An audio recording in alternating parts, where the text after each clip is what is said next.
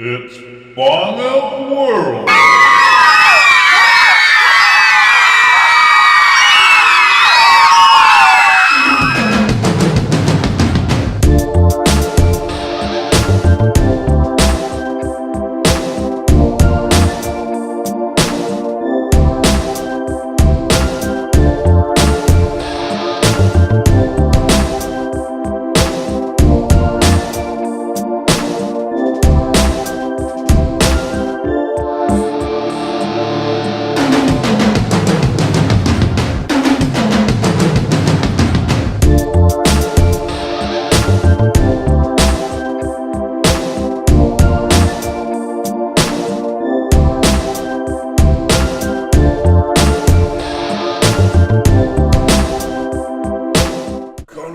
Cheek of that ballyhound potato. How do you mean, sir? Wanting to be paid? Who the hell does he think he is? Quite, sir. I'm a respected member of the aristocracy. Can't have pantomime detectives demanding money. Potato was probably a highwayman or a fraudster in an earlier life, sir. I told you about this reincarnation nonsense, Marmaduke. But, sir, it's all true. It has to be.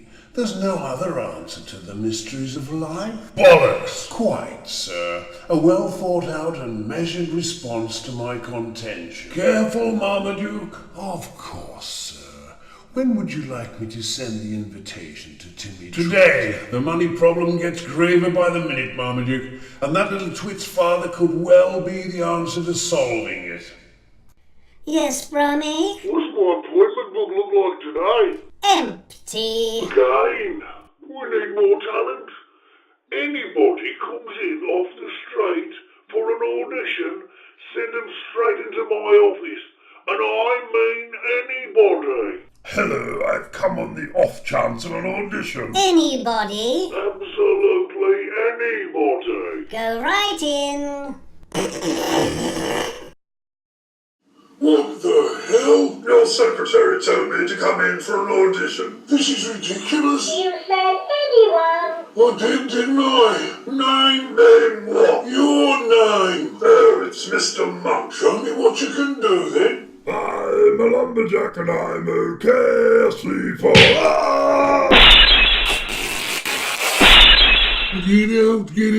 can't stand any more of this. If Mr. Brummy changes his mind about me, you have my email address.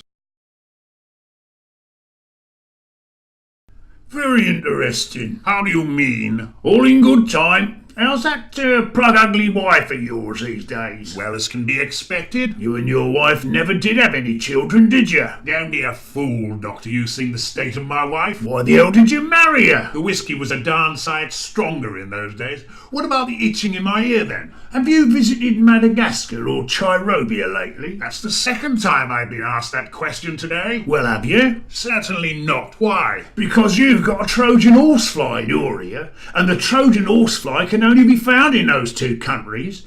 How the hell did you get one in your ear? I don't know. The horsefly shot that got hit by my rocket. I went around to see it. Needed a laugh at the time. A box of horseflies fell off a shelf onto my head and broke open. Must have gone... Well, anyway, it's not good news. Could you sit down a moment, please, Lord Snidewinder? But why? I said sit down, Lord Snidewinder, please. But is there a problem, Doctor? Just shut your bleeding gob and sit sodding down, will ya? How dare you? Look! That's the little kit you've got in your ear. A fly? That's all that's in there? It's no ordinary fly. It got in there to lay its eggs. When the eggs are ready to be released, they do so in a unique way. Unique way? Exactly 1 week before releasing its eggs, the fly goes to sleep. No more buzzing and itching or activity ceases. It's certainly not at that stage yet. A week after all activity ceases, the Trojan horsefly's eggs are released, along with a deadly substance called bogtrotium. Is that bad? Bogtrotium contains enough venom to kill a battalion of soldiers. Bugger. Exactly. Oh my God, get it out, Doctor, get it out. If anything approaches the Trojan horsefly when it is in your ear, it will explode, releasing the bogtrotium and immediately killing the host. You. Is there nothing that can be done? Well, there is the nemesis beetle. It's known to eat the Trojan horsefly. Get me one, get me one. What do you think? I am a sodding witch doctor. You're not that good. Ask your patients, the few that are still alive, that is. You don't want to get better, do you? Where can I get a nemesis beetle? I'm warning you, I'm desperate. The foremost beetle expert in the world lives quite close to here. Sir Peregine Bonger Harris. I'd never stoop to asking that swine for help. Nobody knows beetles like he knows beetles. There must be someone else. The American multi-quadrillionaire J.J. Buzzardburger keeps one as a pet. Where do I find him? In the first instance, you're best off going to see Professor Bernard Quatermass. He's the country's chief Trojan horsefly officer.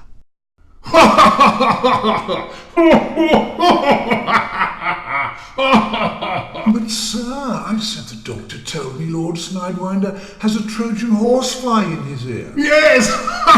He's going to die! But sir, he is a human being after all. Human? Man's a Snidewinder. Any more of that kind of talk and I'll dock your wages. Oh, so I'm going to get paid this month after all. Don't get carried away. You know, sir, I must have been a slave in one of my earlier lives. That's probably why I put up with this so readily. I've told you before about all that reincarnation claptrap. You certainly have, sir, but please allow me to regale you with tales of reincarnation. What do you mean? I remember when I was a little boy in Transylvania. Transylvania? When were you in Transylvania? About 300 years ago, in a previous incarnation as a Romanian plumber.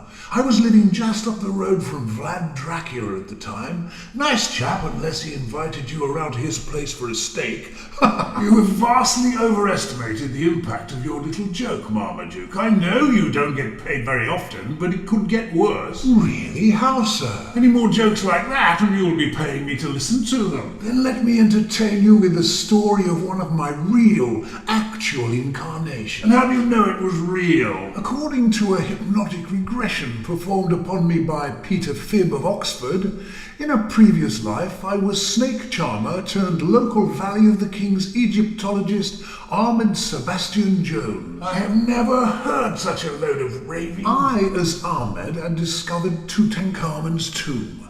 Howard Carter was drunk as usual and hadn't been able to get up for work. Lord Carnarvon was getting mightily sick of him, I can tell you. I had broken through that last wall from Tut's antechamber to the burial chamber and discovered what lay beyond. Cards on the table, Marmaduke. What have you been on? Carter was livid because I had beaten him to it. He got drunk again, ate a fiendishly hot curry, yelled that he wanted to marry a crocodile and jumped into the Nile. Seeing him in that pathetic state, I reluctantly allowed him to take all the credit for the discovery. And this sort of thing is what you call reality, is it? It's true, sir. We have all lived before. You must have a regression. You'll find... Have you finished the arrangements for tonight's firework display? And more importantly, did you send that email to Timmy Trot? Of course, sir. Good. Really enamoured with Tanya, is he? Froths at the mouth, eh? Oh, yes, sir. Yes, he does. Froths at the mouth at the mere mention of her name. Look, can you or can't you help me? Like one of these? It's too early for me, Professor. It's almost breakfast time. Never mind. What is it you want, Lord Teetotaler? I'm Lord Snidewinder, you stinking pisshead. How dare you? I need this. I got a terrible shock when the bogs on that train blew up. The bogs blew up? Oh, the Bonger Express. I reckon that sonny monkey had something to do with it. Too much of that kind of thing going on these days. The bogs blew up at the Hilton the other week. There's a sight on the news now. What can I do for you? And if you call me a stinking pisshead again, it won't be a lot. I won't beat about the bush, Professor. I've got a Trojan horsefly in my ear. Oh, dearie me. You need an expert. Someone with a nemesis beetle. I know just the chap. Who? Sir Peregine Bonger Harris. Luckily for you, he lives near here. I'll have nothing to do with that man. Oh, well, please yourself. There's no helping some people. There's J.J. Buzzardburger, of course. He keeps a nemesis beetle as a pet. Have a look at this. It's quite an impressive old chap.